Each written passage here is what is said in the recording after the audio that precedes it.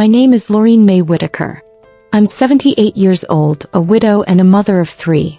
I live alone in a modest brick house at the edge of a sleepy Texas suburb, just 20 minutes from where my youngest daughter lives, though it might as well be 100 miles the way she avoids me these days. I wasn't always alone. There was a time when this house smelled like cinnamon rolls and sounded like Sunday laughter. My late husband Walter built the porch swing himself. We used to sit on it and talk about places we'd never seen, France, Hawaii, even Alaska. But life had other plans. He passed before we could go anywhere beyond Oklahoma. I buried him 10 years ago next to the oak tree he planted the year our firstborn came into the world. Since then, the world has changed faster than I could keep up with. Phones got smarter, people got colder, and family got quieter. I don't have many demands in this life. My knees ache in the morning, I like my tea with honey, and I watch my old westerns on repeat. I pay my bills, mind my business, and send birthday cards even when no one sends one back. All I ever wanted was to be included. So when my daughter Marla called and mentioned a family trip, something about flying out to California for her husband's business convention and tacking on a little vacation, I was thrilled. We'll be taking the kids. Might go wine tasting. You should come, Mama, she said in passing. I wrote the dates down on my calendar in red ink. I even pulled out my old leather suitcase and wiped it clean. I hadn't flown in over 20 years, not since Walter took me to Chicago for our anniversary. A few days later, I offered to cover my own flight. I knew they were juggling expenses. I didn't want to be a burden. I told her I'd pack light and sit by the window. I told her I'd be quiet. Then came the silence. You know, the kind that stretches between words like a warning. Finally, she sighed. Mama, I talked to Dylan, and we think maybe it's best if you sit this one out. I thought I heard her wrong. Sit it out? I asked. But you said I could come. Well, we just thought about the pace. We'll be moving around a lot. You know, with your knees and all. Plus the wine tours, the walking. We don't want you to be uncomfortable. I sat still on the phone watching a single robin land on my empty porch rail. But I can keep up, I whispered. She chuckled politely. Mama, it's not about that. It's just, maybe next time. This one's not really suited for you. Then came the words I'd never forget. You're just too old to travel with us. She said it so easily, like it was a fact. Like saying the weather was cloudy or the groceries were expensive. She promised to send pictures. I promised not to cry until I hung up. That night, I sat on my front porch, suitcase still beside me, and watched the sun go down on a day that felt like a goodbye I hadn't agreed to. But what Marla didn't know, what none of them knew, was that a week before her call, I had already bought my plane ticket. Not to California. To somewhere I'd dreamed about since I was 16. Paris. First class. I wasn't waiting for anyone anymore. Because if being too old meant being invisible, then maybe it was time I made myself unforgettable. The morning after Marla told me I was too old to travel with them, I stared at my reflection in the hallway mirror.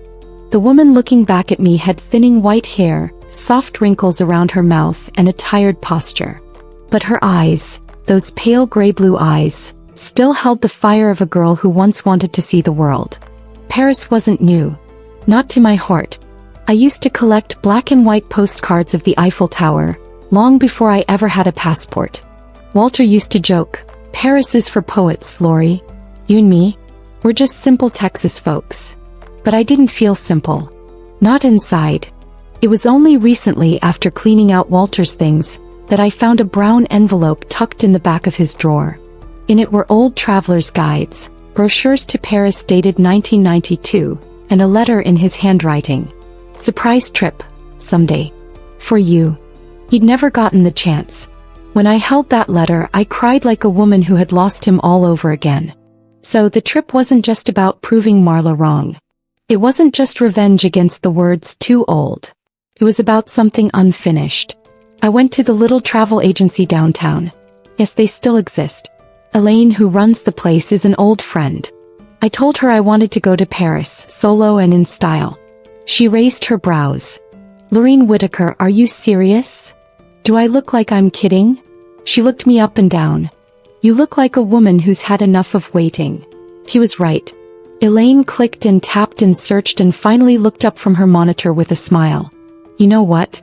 They've got a first-class ticket available on Air France leaving in 9 days. I took out my checkbook. I don't want you to just go, she added as I signed. I want you to go and live. So I prepared. I pulled my old passport from the box in the hall closet. Still valid. I went to the doctor and asked for all the necessary vaccinations. I got a fresh haircut. I bought a brand new suitcase in deep wine red with wheels that rolled smoother than a Cadillac. Marla didn't call again. Neither did the boys, Henry or Greg. I thought maybe they were busy, or maybe Marla hadn't told them what she'd said to me. But it didn't matter. For once, this trip wasn't about anyone else's schedule. 9 days later, I stood at the airport terminal with my boarding pass in hand, passport ready. My hands trembled, not from fear but from something else. Something I hadn't felt in years. Freedom. The woman at the check-in counter smiled and scanned my boarding pass. First class, Ms. Whitaker. Very nice. I felt my spine straighten just a little. Thank you, dear.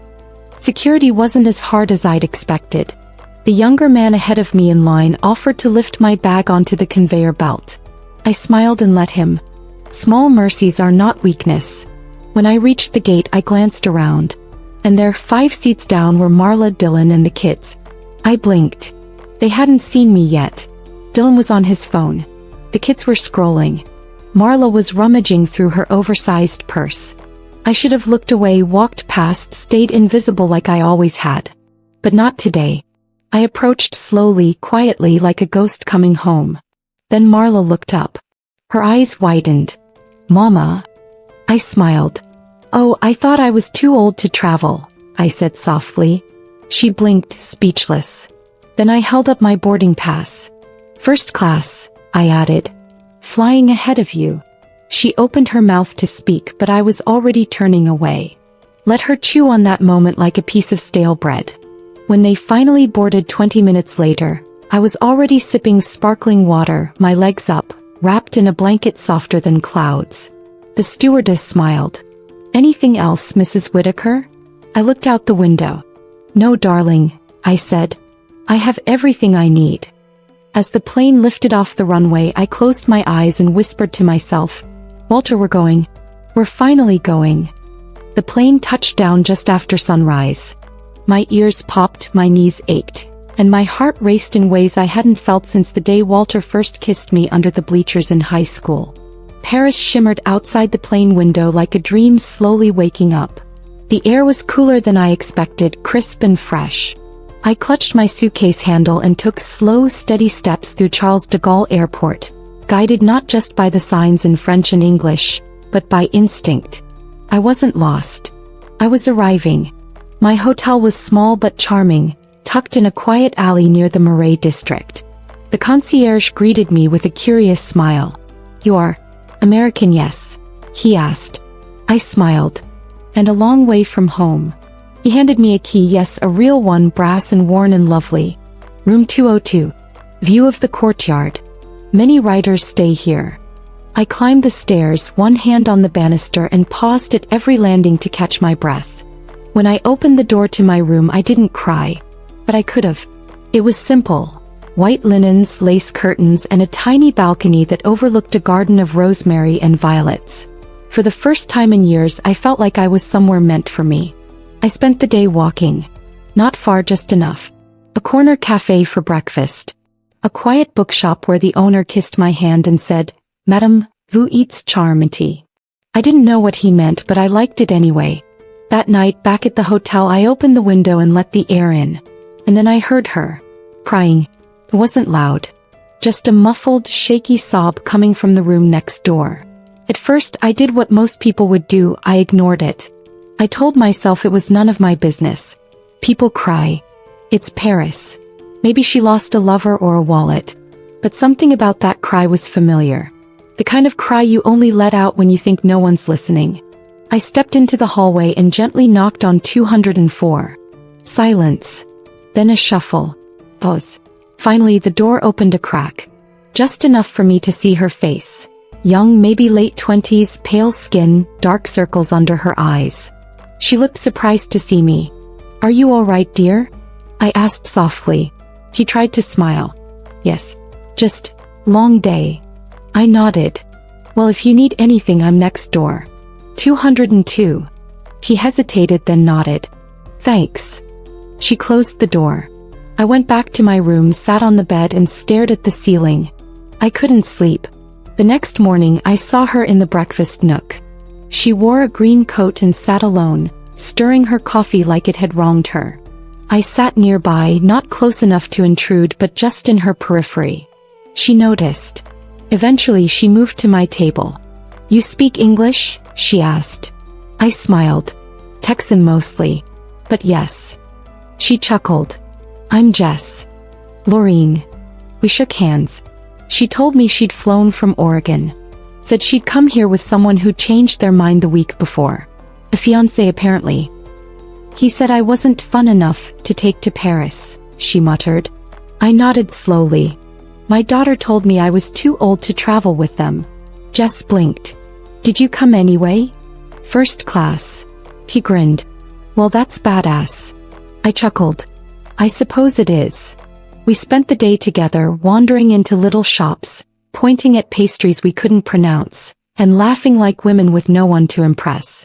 I told her about Walter, about the letter, about the unfinished dream. She listened, really listened. Not like people do when they're just waiting for their turn to talk. And then she said something I hadn't heard in years. "You remind me of who I want to be when I'm older." That night she knocked on my door. "I rebooked my ticket," she said. "Staying an extra week." I invited her in and we made tea from the hotel kettle, and for the first time in years, I felt like I had a daughter again. Not by blood but by choice.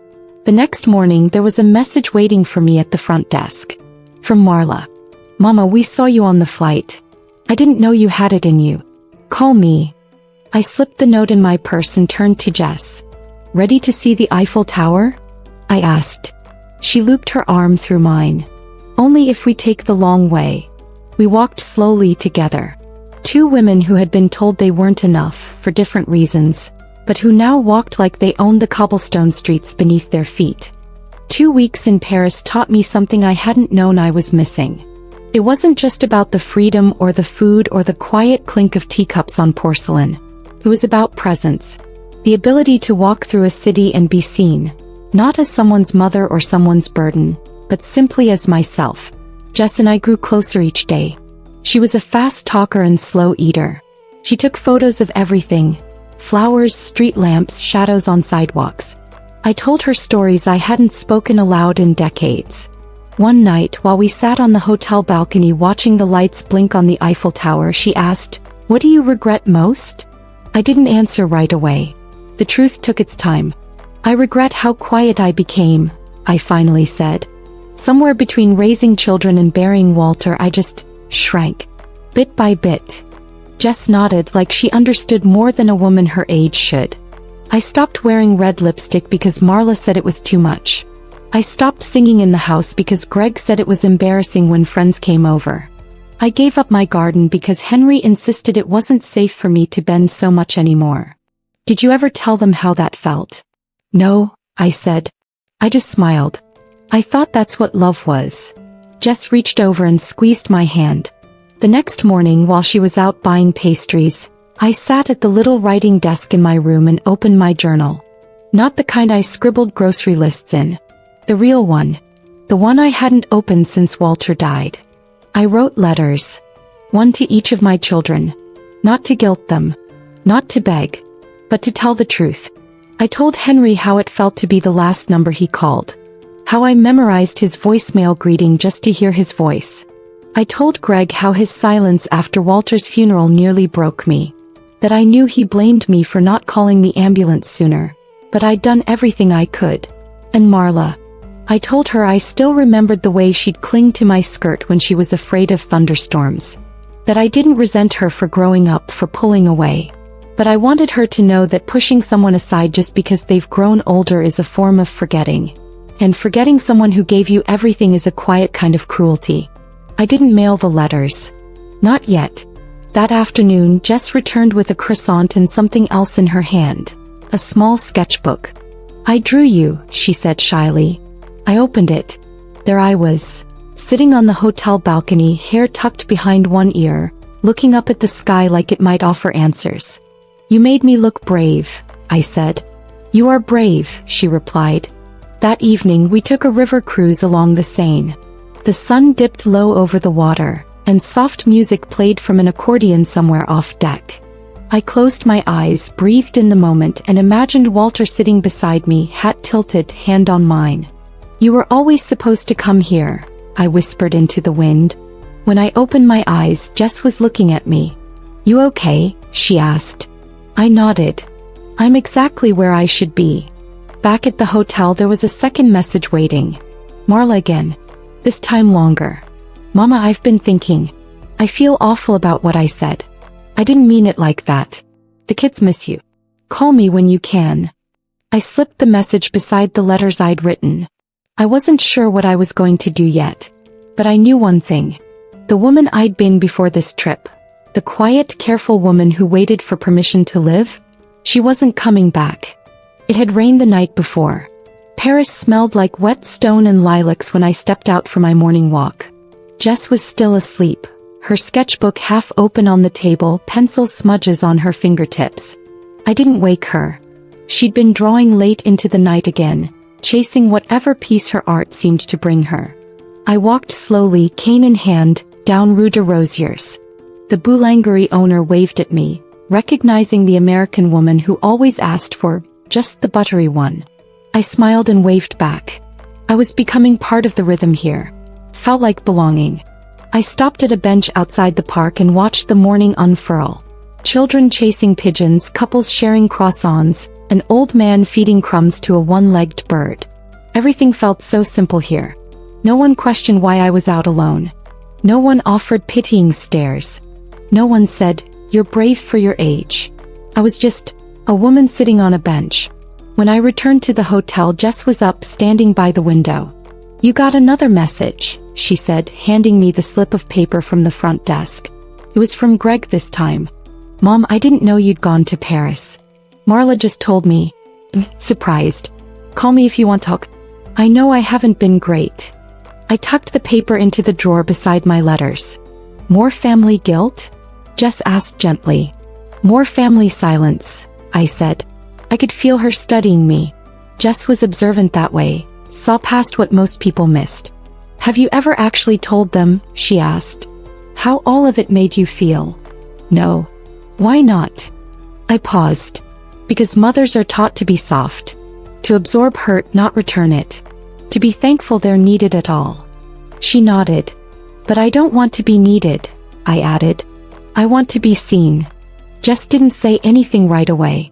Then she stepped out onto the balcony, lit a cigarette, and said through a puff of smoke, "You know, maybe they don't see you because you're standing behind all the things you did for them." I sat with that for a long time.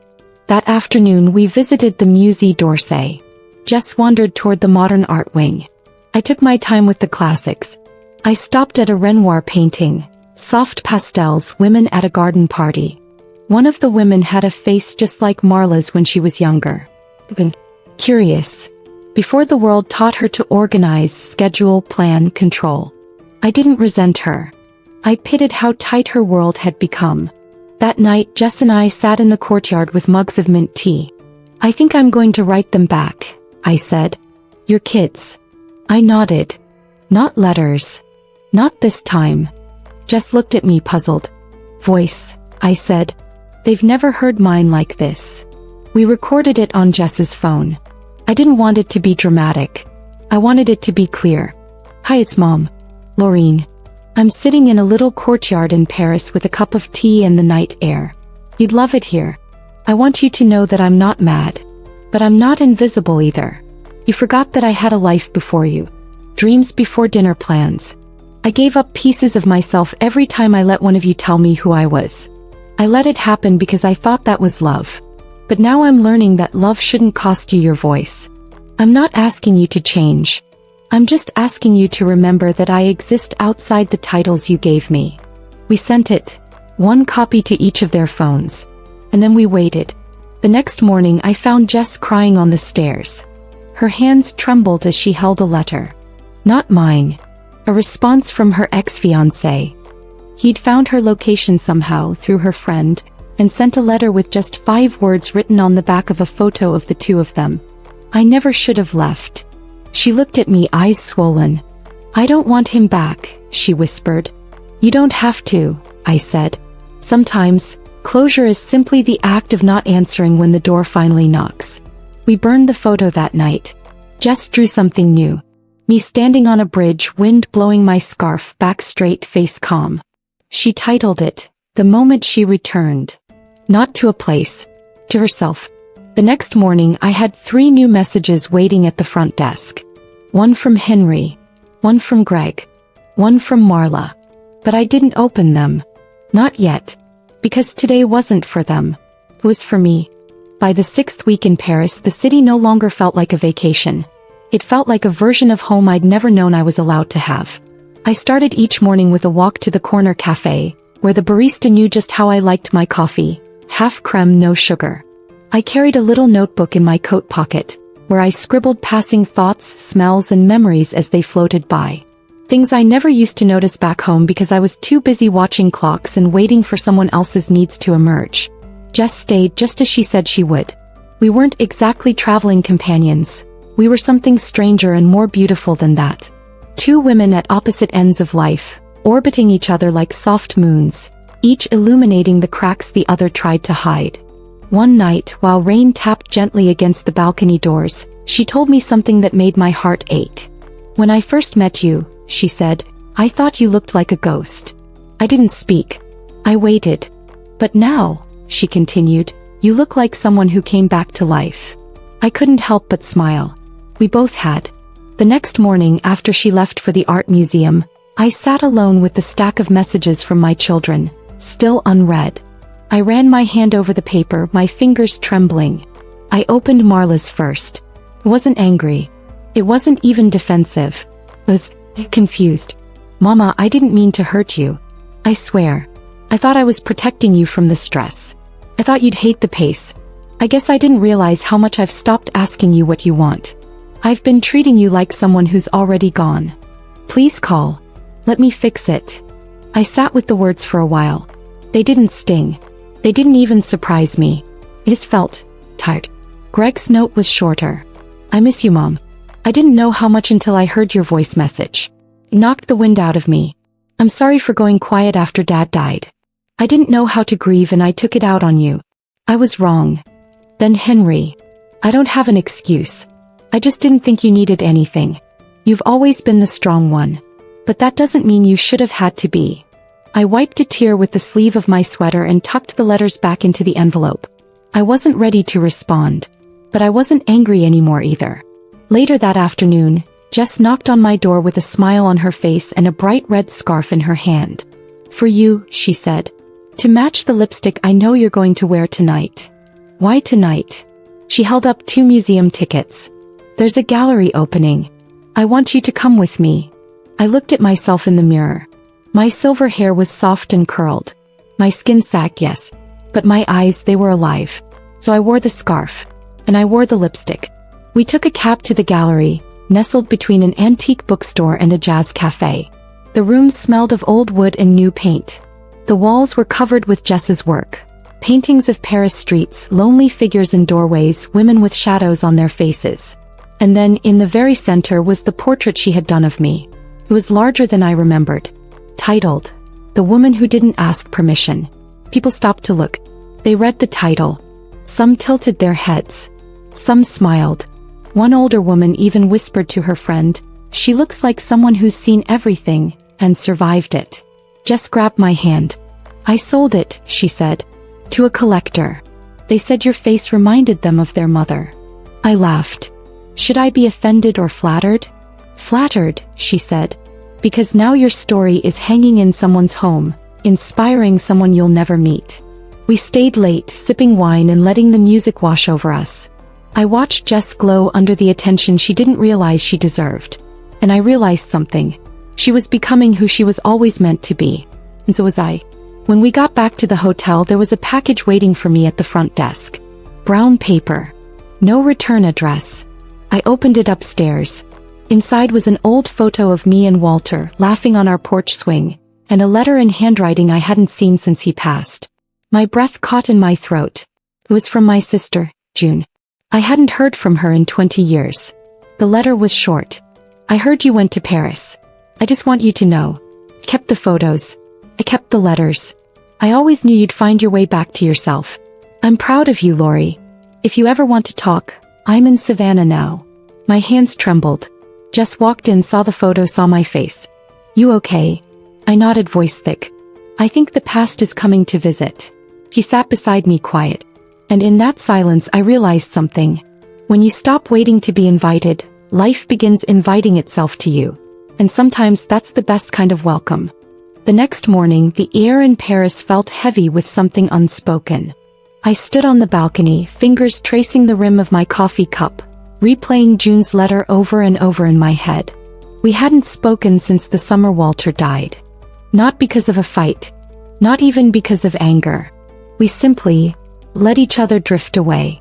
I think some silences are grown, not born, watered by the things we don't say and fertilized by pride. Years pass, and then one day you wake up and realize you can't remember why you stopped calling.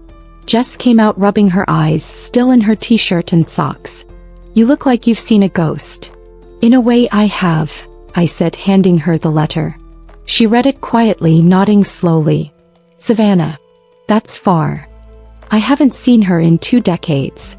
So what now? I hesitated. I think I need to see her. Jess looked at me carefully, then took a deep breath. Then let's go. I blinked. What do you mean? I mean, let's go to Savannah. I chuckled. You have a job, Jess. A life. She smiled. My life can wait. You didn't wait for someone to approve Paris, and I'm not waiting for someone to approve this. Besides, I've never been to Georgia. I stared at her, stunned. Let me be the passenger this time, she added. We booked the tickets that afternoon. The concierge helped us arrange everything. Train to London, overnight stay, and then a direct flight to Atlanta. We arrived in Savannah 5 days later, jet-lagged and quiet. Everything looked green and slow. Spanish moss hung from the trees like lace from an old woman's arms. June lived in a small white house with blue shutters, just outside the historic district. My heart pounded as we stood at her gate. Jess nudged me gently. You sure? No, I said. But I'm ready. I knocked. It took a moment, but then the door opened. June stood there, smaller than I remembered, thinner too. Her hair was white now, pulled into a loose braid. But her eyes were still that same stormy gray we shared since childhood. She stared at me, lips parting. Lorene. I nodded, tears already welling. Hi, June. She stepped forward and wrapped her arms around me. And just like that, 20 years fell away like dust from old furniture. We didn't say much that first afternoon. We just sat on her porch, drinking sweet tea, letting the cicadas fill in the silence. Later, after Jess went inside to rest, June and I finally talked. I saw the article, she said. What article? The one about your portrait in Paris. The collector posted it online. Said it reminded them of strength. I smiled, shocked. I was proud of you, she whispered. We both looked out over the trees, letting the sun set slowly. I'm sorry I never called, she said. I'm sorry I didn't either. We shared stories of our parents, our regrets, and all the birthdays and Christmases we'd missed. And then June brought out a box from under her bed. Photos. Letters. Even a scarf I'd left at her place in '84. You kept all this? She nodded. Because I always knew you'd come back to yourself one day. That night, I sat in the guest room with the window open, listening to the Georgia night. And for the first time in my entire life, I didn't feel like I was waiting on someone. I wasn't hoping for approval. I wasn't proving anything. I was just living. The next day we walked through town. Jess sketched along the riverfront. I watched June talk to a neighbor and realized how much I'd missed being her sister. At lunch, Jess turned to me. So, what now? I go home, I said. To Texas. I shook my head. No. Home isn't where I sleep. Home is where I live. I didn't know exactly what that meant yet. But I knew this. I was going to find out. Because after a lifetime of shrinking to fit into other people's lives, I had finally stepped into my own. And it was bigger than I'd ever imagined. We stayed in Savannah a week longer than planned. June insisted. She cooked like it was 1962, gravy from scratch, biscuits the size of softballs, and iced tea strong enough to wake the dead. Each day something quiet mended between us. We didn't need to say much anymore. A glance, a laugh, the way her hand brushed mine as we sat on the porch swing. Those little moments said, "I still love you." I always did. Jess found inspiration in Savannah too. She walked the historic squares every morning with her sketch pad, collecting images like postcards for her next gallery show. She was building something. I could see it in her face, the certainty that she'd been changed. Not by me, not by Paris, but by choosing not to wait anymore. One evening, while June and I peeled peaches in the kitchen, Jess sat on the steps, scrolling through her phone. "You went viral again," she called out. I blinked. "Viral?" He grinned. "That collector posted the painting with a video of you in the gallery. Someone else shared your voice message. The comments, Lorene, people are calling you the woman who woke up at 78. I chuckled, wiping peach juice from my fingers. Well, better than never. Jess walked over and held up her phone so I could see. Thousands of likes. Comments from women my age and even younger, thanking me for reminding them they still had time to change. It felt unreal. After dinner, June handed me a small box. Inside was a gold locket, our mother's. I hadn't seen it since her funeral. "I want you to have it," June said softly. I opened the clasp. Inside was a photo of us, June and me, barely 16. Smiling with ice cream cones, eyes wide and filled with youth we thought would last forever. I wore it to bed that night. The next morning, Jess handed me a one-way ticket to Austin. I looked at her, puzzled. "I thought we were going back to Paris." "We will," she said. "Eventually. But first I think you need to go home, not back. Forward." He was right. I hadn't seen my house since the day I boarded that flight. But I'd changed too much to return to the old life inside it. Austin was Henry's city. It was also full of music, walking trails, independent bookstores, and coffee shops where no one knew I was a mother or a widow. I could begin again. Quietly, deliberately, with space to decide who I wanted to be for the last third of my life. The move wasn't dramatic. I sold the house. Gave away most of the furniture. Kept only what I loved. My record player, Walter's worn Bible, a jar of blue marbles from when the kids were small. I found a small studio apartment above a bookstore downtown. It had creaky floors, a balcony, and a clawfoot tub. Just helped me move in. On the first morning there, I walked to the corner cafe and ordered coffee without looking at anyone for permission. I sat alone by the window and read a book about strong women who took no shortcuts in life. By afternoon, I received a knock at the door. Marla. She looked tired. Not in a disheveled way, just emotionally wrung out. Like she'd been carrying an apology around too long. "Hi, Mama." I nodded. "Come in." She looked around the small space. "It's cozy. It's mine." She sat on the armchair across from me. "I listened to your message every day for a week." "I know. I think I didn't understand what I'd done until I saw you flying first class. And then I saw that painting, and I realized I didn't recognize you anymore. You weren't waiting for us. You were moving on." I looked her in the eyes. I wasn't angry. I just got tired of being quiet. She swallowed hard. "Can we start over?" I reached for her hand. "Yes," I said. "But not as mother and daughter." She blinked. "As women. Who need each other differently now." She nodded slowly, her lip trembling. "I missed you," she whispered. "I missed me too," I said. We cried. Not loudly. Not bitterly. Just enough to water what was growing between us. Later that night, Jess sent me a message from Paris. "You should write this story. All of it." I looked around my little apartment. The tea kettle, the view, the blank notebook on the desk. Maybe I would. Maybe I'd write it for the women who stopped dreaming after 40. For the ones told they were too old, too slow, too inconvenient. For the ones packing away their favorite lipstick because someone said it was too much. But mostly I'd write it for the woman I was. The one who sat on that porch swing, suitcase by her side, believing it might be too late. She deserved to be seen. And now finally she was. It was a Tuesday morning when I received the invitation. A cream-colored envelope, elegant cursive handwriting, postmarked from Oregon. Jess had mailed it, though she didn't need to.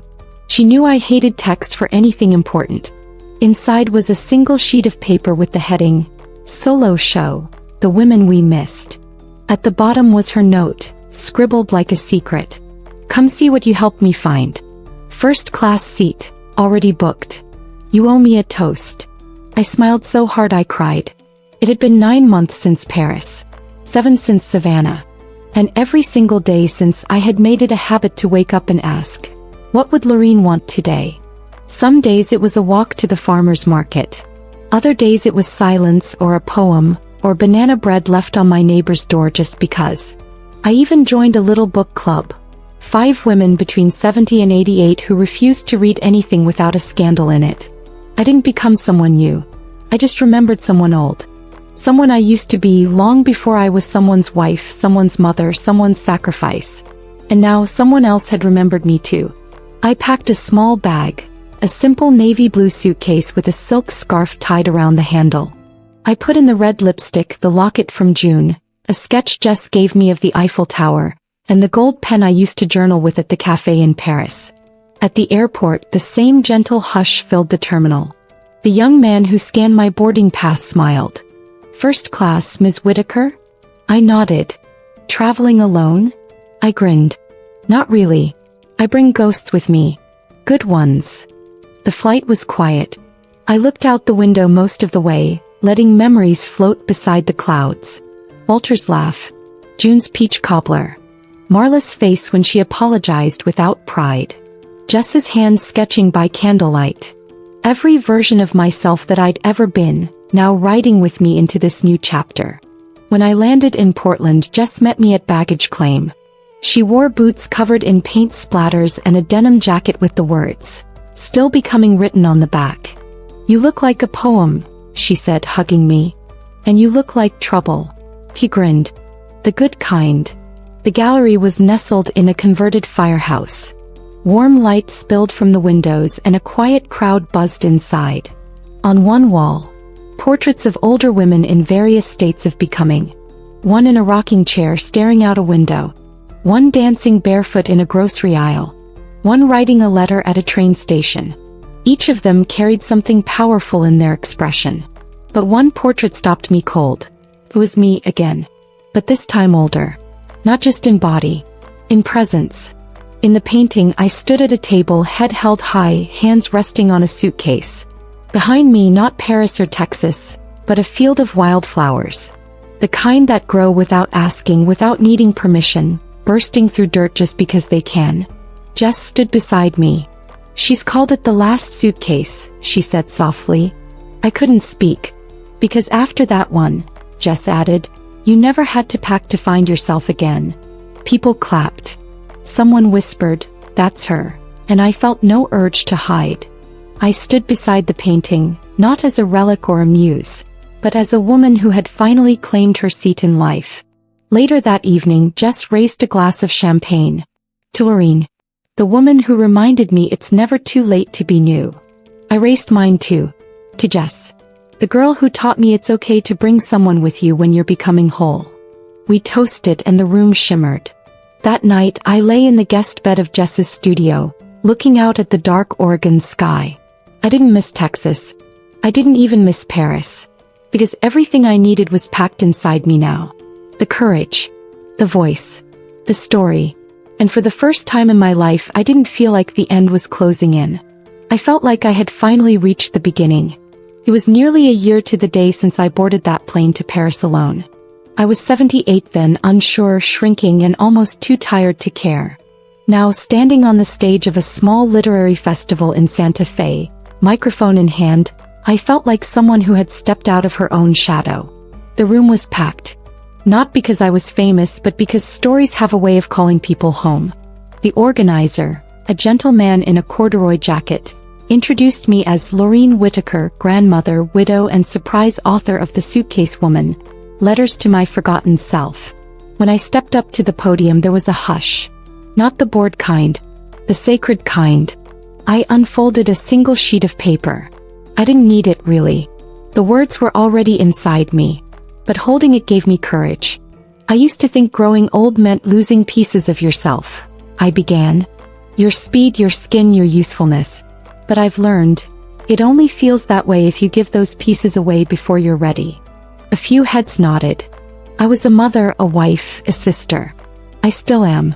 But I forgot I was also a woman who once dreamed of train rides and candlelight and red lipstick. And by the time I remembered, I thought it was too late. I paused. And then I boarded first class. Alone. Laughter. Soft knowing. Since then I've danced under the Eiffel Tower, made peace with my sister, and forgiven 3 adult children who forgot I was still breathing. More laughter. One woman in the front row wiped a tear. And now I'm here telling you something I never heard growing up. You're never too old to start your favorite chapter. I closed the paper. People stood. They clapped not for fame but for recognition of themselves, their mothers, their silent dreams. The applause didn't fill me with pride.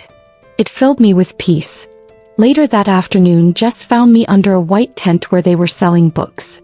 She was wearing that same denim jacket, still becoming printed bold on the back. "You were amazing," she said, hugging me. "You think so? I know so. The world needs more women who've lived twice." We sat together in folding chairs, sipping lemonade, watching strangers flip through pages of my life. It felt surreal. "I got an email this morning," Jess said suddenly. I looked at her. "Good news." She nodded. "The Guggenheim. They want to feature The Last Suitcase in a touring exhibit. Starting in New York." I gasped. "Jess, that's incredible." They asked if I could bring the subject, you, to speak at the opening. I blinked. "Me?" She smiled. "You're part of the art now. You know that, right?" I didn't answer. I just reached for her hand. That night, back in our hotel room, I sat by the window and opened my journal, the same one I'd carried since Paris. It was nearly full now, every page inked with truths I didn't know I was allowed to write. I added one final entry. Today I stood in front of strangers and told the truth. Not the cleaned-up version, not the version shaped by guilt or motherhood. The real one. The one with silence and rage and forgiveness and hope. I used my voice and no one flinched. In fact, they leaned in. I think I finally understand. The room I spent my life waiting to be invited into? It didn't have walls. It never did. I just needed to stand up and speak. As I closed the book, my phone lit up. A message from Marla. "I finished your book. You wrote things I didn't know how to say. I'm sorry again. But mostly I'm proud. Can we talk soon?" I smiled and typed a reply. Yes. But not as mother and daughter. As women. Who still have stories left to tell. The next morning I packed my bag. Not to run. Not to search. Just to keep moving. Because that's what life is. Movement. Not always in miles but in meaning.